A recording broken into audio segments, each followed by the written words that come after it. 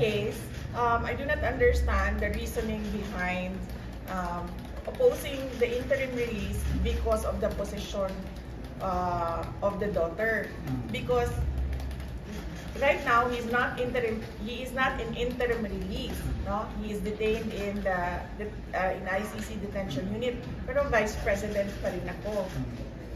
Diba? So, ibig sabihin, kung totoo man yung sinasabi niya, hypothetically, kung totoo man yan, ibig sabihin, meron pa rin akong authority and power. Ngayon, I am concerned, as a daughter, I am concerned that he will not be granted the interim release dahil he is 80 years old, he is not in good health, he's not been eating well, and he needs support from familiar people, and he needs the care of his family and loved ones.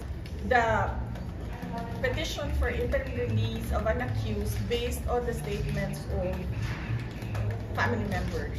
So, it is clear that he is in court requesting for interim release and signifying that he will comply with all the obligations. I suppose, nandoon naman na lahat yun na nakalagay. Yun yung mga obligasyon na kailangan niya gawin, nakalagay doon sa kanyang petition. So, ibig sabihin, the accused himself submitted